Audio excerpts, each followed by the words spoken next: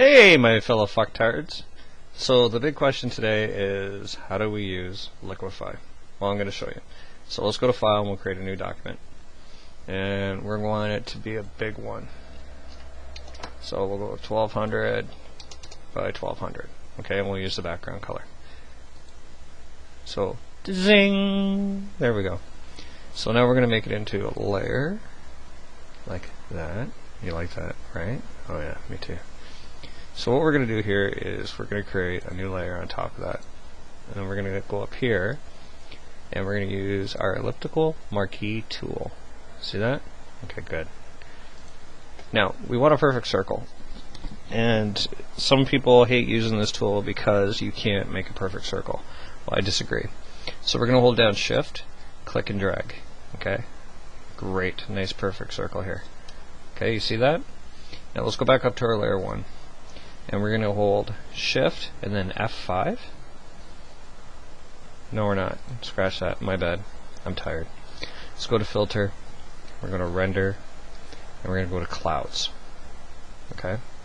See how it's in here now? Let's zoom in a bit. Okay, so we're going to do it again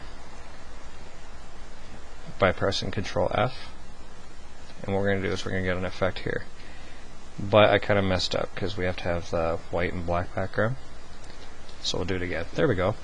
Now, it looks kind of like a moon already, okay, with how the clouds are. So what we're going to do is we're going to go up to Filter and to Liquify.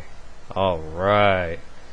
Now, what we want to mess with, the tool, is the bloat tool. Okay? Now, obviously this brush size here isn't big enough. So what we're going to do is we're going to increase the brush size over here on the right. Still not big enough. We want it to be as big as the sphere that we're about to make. And 600. Okay, so we're going to have to go with 600. Alright, unfortunately that's as large as the brush goes. But let's just check and see if we can punch in numbers. Oh, 600 is the max. Okay, that's cool. So what we'll do is we'll go here. See how it's protruding outward like a hard nipple? I like it. So I only hit that like maybe 5-6 times. We'll click OK. Now, it's kind of big, like the outer edges. So what we're going to do, we'll teach you a neat little trick since I got you here. We'll select, over to Modify, and then we're going to go to Contract. Okay? Now, I don't know how many pixels that is to the outside edge, so we'll just try 30. Woo! Pretty close.